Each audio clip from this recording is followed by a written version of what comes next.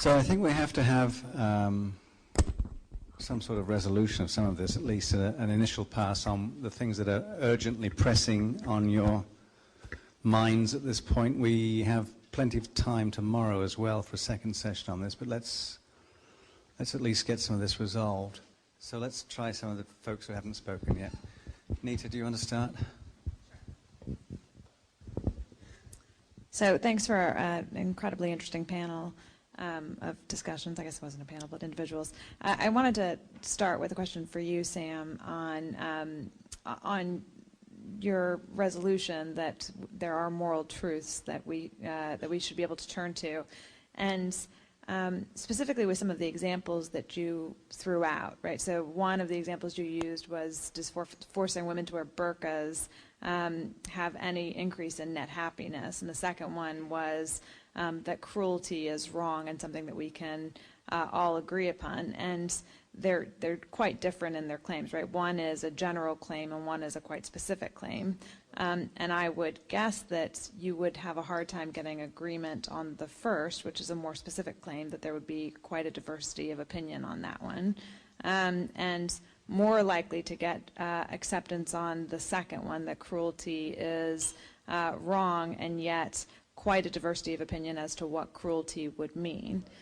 So I'm wondering how you could resolve, right, the tension between those. At what level of specificity do you mean that there are moral truths? Is it the more specific claim like, does forcing women to wear burqas increase net happiness? Do you mean it at the more general level like cruelty? And if you mean it at one of those levels, how do we know, and how do we find that moral truth? I don't have a concrete answer for you apart from saying that there is a right answer whether or not we're in a position to find it. I mean, if we could run this experiment, all possible moral communities exist and attempt to flourish by their own lights. There will be true statements, whether or not we can verify them or not, about one community enjoying more well-being than another. And some of them are obvious, and we can verify them, and we can see the economic and social and, for lack of a better word, moral deprivation of certain communities. And we can see some of the variables that conspire to make them that way. I mean, if you go into a failed state and you see a situation where there is virtually no attachment except for tribal attachment and no trust between strangers, and limbs are being piled up and machetes are being wielded, we can look at that and say, okay, many variables are in play, and we know something about how people get to that condition, and people get to this, the polite condition of a polite conversation, with openness to evidence and no appeals to force that we're enjoying now in our context. And so I think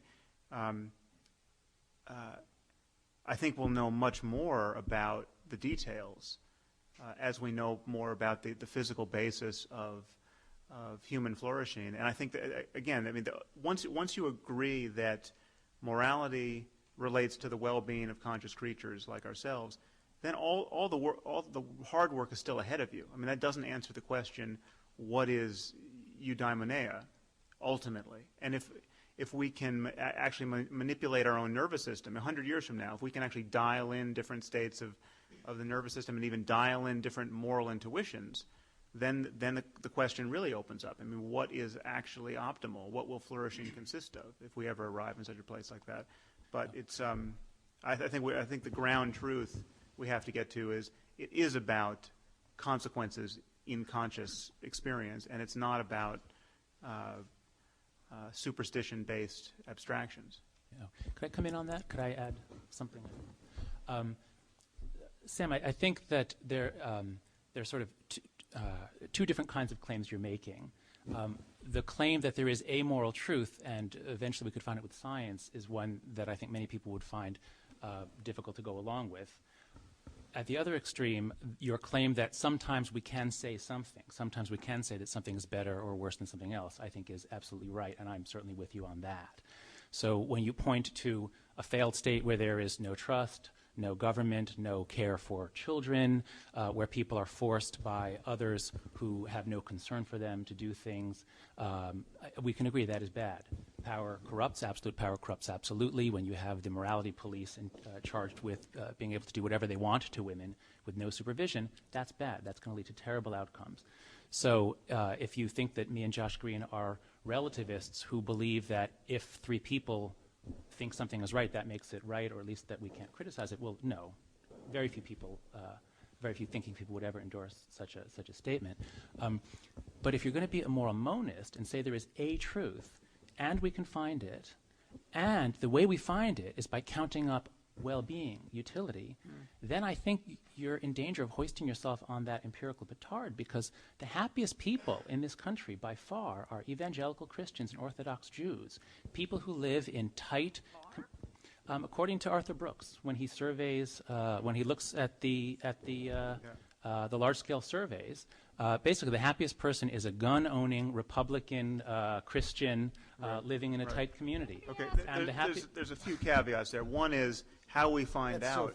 This is why we don't have a neuroscience. I mean, we don't have a neuroscience of human flourishing, and because we don't, we have questionnaires where people report their level of happiness. You know the biases. I mean, you know, if you give a questionnaire to a fundamentalist Christian, are you hopeful about the future? Look, Sam, you get but look what you're doing here. Bias. Look what you're doing here. We have empirical evidence. The empirical evidence is extremely consistent. Yeah. What do you do when faced with it? You go straight for, look at all these exceptions, look at all these problems. I will grant the you. Scientific spirit means you should at least look at the evidence, Absolutely. take it at face value. I have and looked at it, and I believe some of it is probably true. In fact, if you put me in Afghanistan, I would be guaranteed to be very unhappy. You know, the lone atheist who won't veil his daughter, right? That's a recipe for disaster. So, yes, if you put me in Afghanistan, I'm sure I'm going to become happier if my daughter wears a burqa and I somehow conform to them.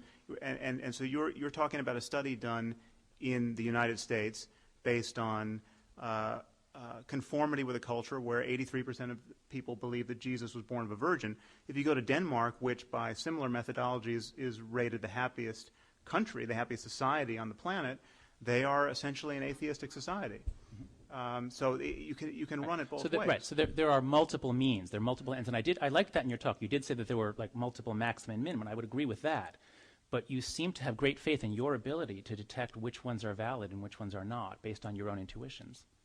I have faith in the human ability, unencumbered by dogmatism and political correctness, to ultimately converge on these things, on principles like cruelty is wrong, on principles like free discussion and full transparency of information is better than its antithesis. And I think we have that in hand to a degree in our liberally biased elitist culture in a way that some of our conservative opponents in this culture don't. And certainly they don't have it well in hand in Afghanistan at the moment. And this is a moral hierarchy that I think we just have to be honest about. And yes, by your lights, when we find pathologies of liberalism, we have to be honest about that. And there are pathologies of liberalism. I mean, and you sent me a paper, a Pizarro paper, talking about how liberals were more inclined to be, in certain moral dilemmas, liberals are more inclined to sacrifice a white person to save many non-whites, but not a non-white to save many whites. And conservatives are more colorblind. And so this is a kind of a pathology of fairness in liberals. But yes, let's have all the facts on the table. But what I'm objecting to in your work, and Joshua Green is certainly culpable here, and I've read his thesis on this. There are no facts of the matter about morals thesis, and I mean, that's the punchline. We can't say that this is really, really wrong because the people who hate homosexuals are just as committed to their view. End of story. But that's not his reason for saying. So, but can we just bring Jonathan Glover in as well? I think one of the points there that is mentioning Pizarro's work is that a field starts. We now have a trolleyology field with people building labs and experiments and so on based on it. And here's some conflicting evidence. So it doesn't look as solid as it was, and one has to rethink this stuff. But do you have some comments on that? Could I make a slightly different point about something Sam said? Is that right? I was sometimes when you were talking, I was feeling hugely in agreement, and sometimes I wasn't, because of an ambivalence I have about utilitarianism. And I think there's a kind of ambiguity in what you were putting forward, because you said what matters, the thing that matters is human happiness or human well-being or human flourishing. Let's be a little blurred about which is the right term. Now, there are lots of things which people you and I might sympathise with in many areas. Lots of things where people want to say utility isn't the only thing. There are all sorts of other things like distributive justice or liberty. It's worth sometimes having more liberty, even if it doesn't overall bring a greater amount of happiness. Right. Now, I can never decide whether I'm a utilitarian or not, for this reason, that it's always possible to respond to that kind of criticism by saying, yes, if that's what you value, that's part of your utility. Right. And as a result, everything there's a kind of bear hug strategy that utilitarians do, so that everything can be incorporated within utilitarianism. But my worry is that if you do that, many of the most interesting debates in moral philosophy simply get somehow trivialized. And it seems to me that it makes for more clarity to be a pluralist and say, yes, I mean, for me, human well-being, as I understand it, maximum human well-being, is enormously important. I'm very close to you on this. But there are going to be cases where there are real dilemmas where it doesn't seem to be quite so it seems to me to be too brisk with the theory, simply to say, well, all that matters is well-being. Right. Well, briefly, I mean, no one who's read Derek Parfit's book, Reasons and Persons, can think that there are not real dilemmas in thinking about utility, and especially in aggregating utility. I mean, how we talk about the utility of millions. Are we worried about aggregate utility or the average level of well-being? I mean, both of these have paradoxes. You may know Parfit's work, but he has this very famous argument called the repugnant conclusion, which suggests that if you're concerned only with total welfare in a population, then you should prefer a world where there's 100 billion people who have lives only barely worth living to a world of 7 billion people living in perfect ecstasy, because there's more kind of positivity in the aggregate. And if you think, oh, no, that's not the way to think about it, we want the average level of well-being, well, then you should prefer a world where there's just one happy person to a world of 7 billion people who are slightly less happy. And you should want to go around killing all the unhappy people painlessly right now, so that to raise the level of average well-being. There are paradoxes in population ethics, and if this seems just like an academic exercise, it's not academic, because when you think about the most important decisions we make as a civilization, these are decisions with reference to population ethics and aggregate well-being. What wars do you fight, and at what possible consequence to non-combatants? How many refugees do you let across the border? What diseases do you cure first, and et cetera? These are all population ethics concerns. But I do think, I mean, just to be glib and hand-waving, I do think the bear hug strategy ultimately works, and it works with John Rawls, and it works with it doesn't resolve all of the population But Sam, the response you've given me is all within utility theory. It's all about, do we go for the maximum number happy, or do we go for the greatest total happiness, or do we go for average? And I absolutely agree with you. Derek Parfit and others have brought out very powerful problems within that. But those are weaknesses of utility. I'm acknowledging weaknesses in utility. Yes, but but the kind of case I was talking about was where people might say certain other things are of value, independent of their contribution to utility. And for instance, some people say liberty matters, some people say equality matters, and you can either, there seem to be two dominant models. One is the kind of Isaiah Berlin model. Here are just lots and lots of different values, and we shouldn't suppose they're harmonized. And the other is the bear hug strategy of saying, well, all these, if they're valued, count as part of utility. And I suppose what I'm kind of asking you is, isn't there a case for adopting openly the pluralistic model, rather than saying it's all one unity, but actually there being all sorts of problems to unpack still within it? Well, not to steal too much time, but I think my notion of flourishing and utility is flexible enough. It is in some sense, a promissory note that we will never cash in the same way we'll never cash the note of a complete understanding of the universe. It's the principle of open conversation that's just going to lead us there. But I think it can embrace, when John Rawls comes to us with the veil of ignorance and says we should be thinking of a society based on fairness, not on well-being, because if you're only focused on well-being, you have to take the well-being claims of the racist who gets a lot of pleasure victimizing minorities. I think all of those moves are based on an unnaturally constrained notion of human flourishing. We don't have to, the racist who wants to victimize and the saint who gets pleasure in helping people, their utility claims are not on all fours, and we don't have to dignify the one equal to the other.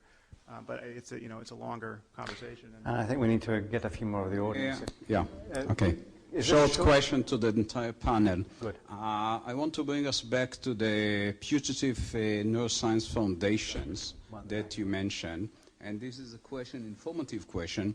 Are there evidences that if you have a trigger activity of mirror neuron, it leads to some elevated secretion of oxytocin or vasopressin? That's one question. And then the different things about morality, you talk about, and the mirror image and the attachment and empathy. We talked about people benefit or try to identify with the people that have happiness or feel sorrow for people that have some suffering. But if you look at the world, there are many people out there that actually their happiness has to do with suffering of other people. And I don't see, according to any, and this is a general question to the panel, how one would explain or try to put in this paradigm or theory that you called it, a mother that really feels joy when her son explodes himself as a live bomb, or people that go to the streets and celebrate when they see that there is some disaster happens in another country. Like in 9/11, there was a disaster in the United States, and people celebrated in some parts of the world, and they really felt joy. So I don't see how it fits to any of the things that we heard so far. Well, one of the things that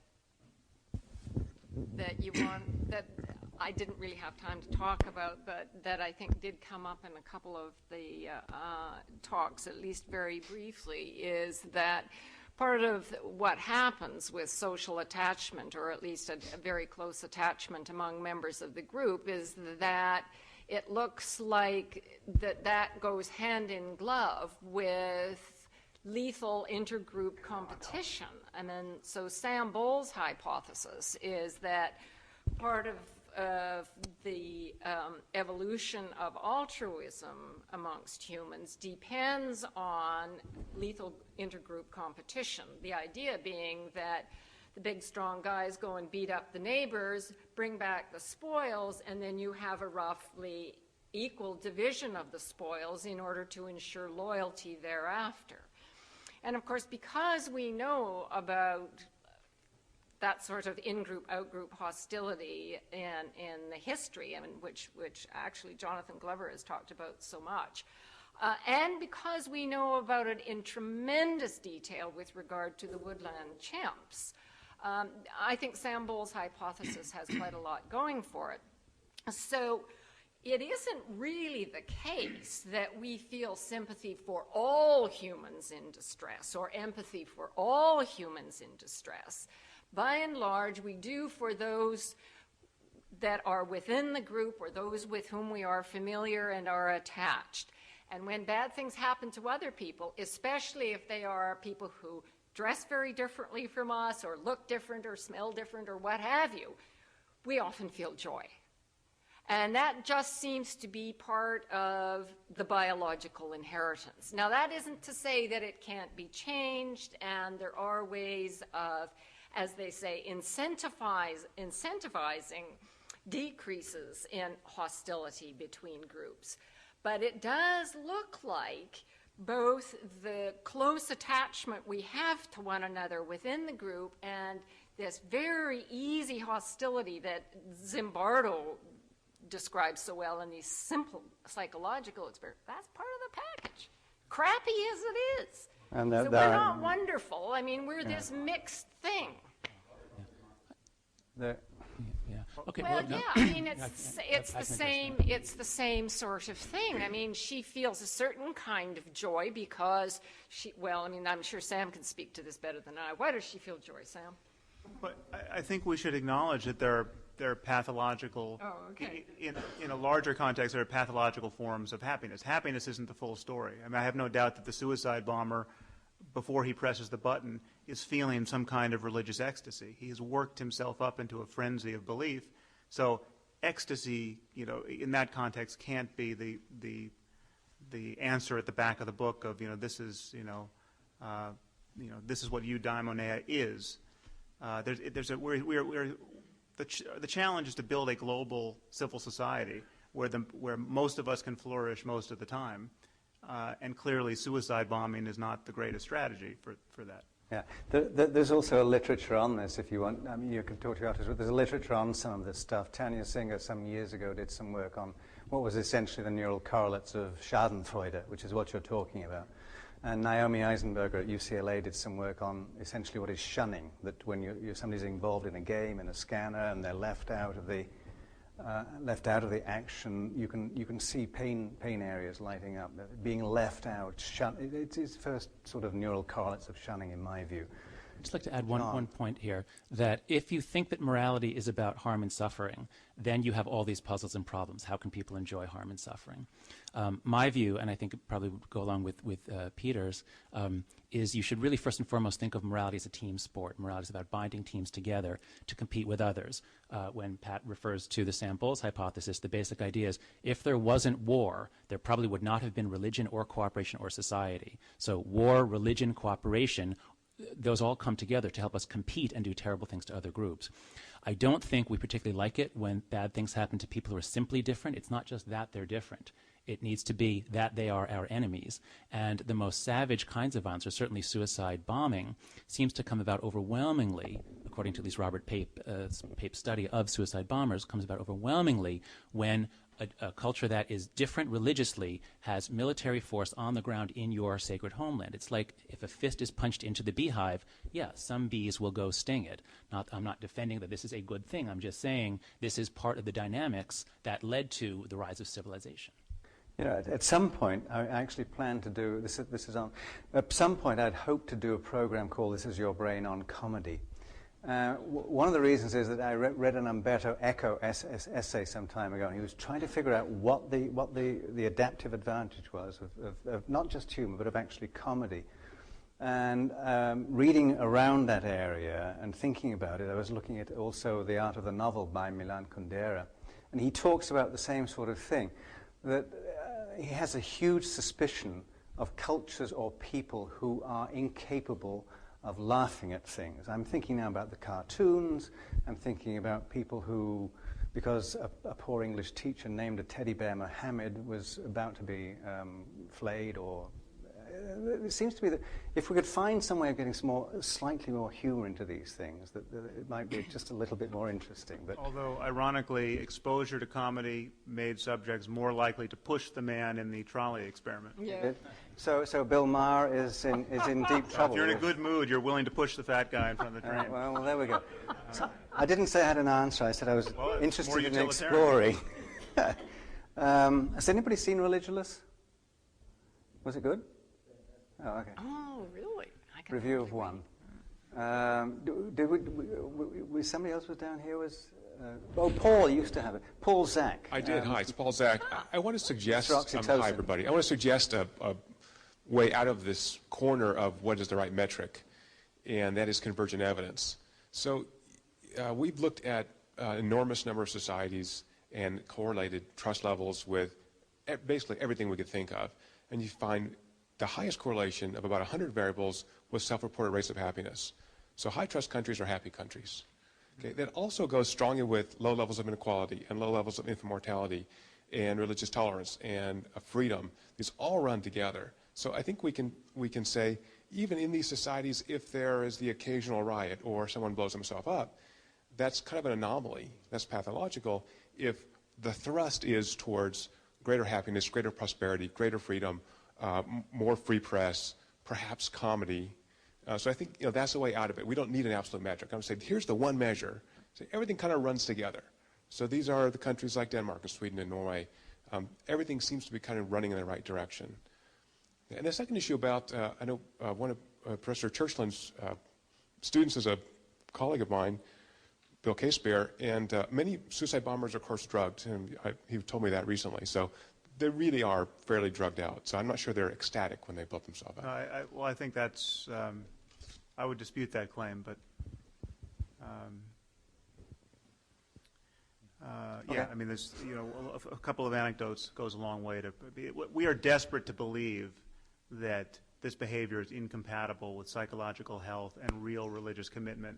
And I just think all of the real study of this points to the fact that you can be very high functioning, not depressed. You can be the quarterback of your high school team, essentially. You got all the girls, and you think the best thing to do is blow yourself up on an airplane to get into paradise. It really matters what people believe. And in the liberal community, especially, that we are desperate to think it's got to be an expression of some other kind of psychological or social pathology. But Sam, with all due respect, Casebear is head of NATO intelligence. Okay, for Robert Europe Pape, and I've read Pape. I haven't read Casebear on this. Yeah, and I think that he's looking at the data very scientifically. So I don't think he's just relying on a couple of anecdotes, but whatever. It's the people, the Israeli psychiatrists who've studied failed suicide bombers and those who've succeeded, the people who studied intimately looked at the background of the 19 hijackers, you're not finding depressed people with personal, especially personal histories of being subjugated. You're not finding the poorest of the poor or the uneducated. If you look at the 19 guys who attacked us on September 11th, they were well-educated and very high-functioning and deeply religious.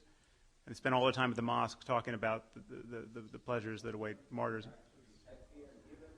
So, what was that? I think they were probably soccer players. Where is Scott Atran when we need him? Scott Atran thinks the problem is soccer. So, you can I can look at this guarantee many soccer ways. is not a problem. Right. Erin O'Hara. So I wanted to maybe offer a friendly amendment for Patricia for your claim of trust as a fundamental basis for morality. And the reason I offer it is because in the neuroeconomics games, they take a definition of trust that's kind of a standard willingness to make yourself vulnerable to another. And so from that perspective, trust is kind of an assessment of safety. It's not a moral value in itself. You could think of trustworthiness as being a moral value, that is, knowing that another has made themselves vulnerable. Do you predate on that and behave selfishly, or do you not? And Paul, correct me if I'm wrong, I'm glad you're here now. I thought I understood his studies to show that there wasn't a relationship between trustworthiness and oxytocin levels, but rather the relationship was between trust and oxytocin levels. And if I'm right about that, then it may be that trust is influenced by the biological systems.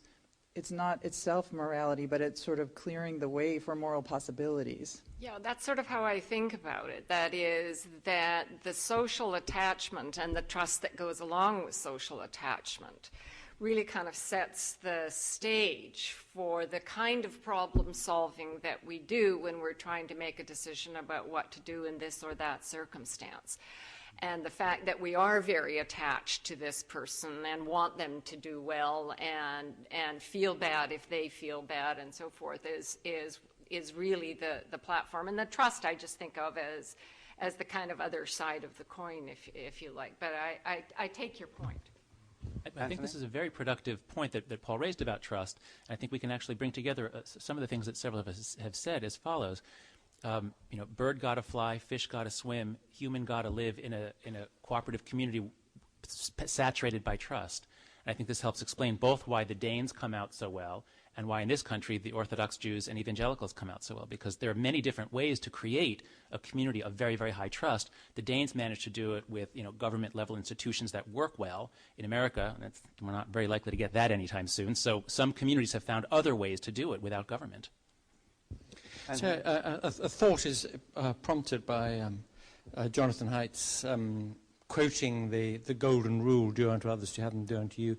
That great philosopher, George Bernard Shaw, pointed out that it should be, don't do unto others as you would have them do unto you, because they may not like it. I mean, the implication being that, other people can be so different from you that you may not at all share their interests and desires and so on. And what that leads to, the thought that leads to, is that our instinctual responses to others, or the oxytocin-producing experiences we have, may sometimes require being overridden. In other words, there's a place for socialization, education, reflection, and what have you, that actually runs counter to some of our instincts, especially when the instinct is to punch the other guy on the nose.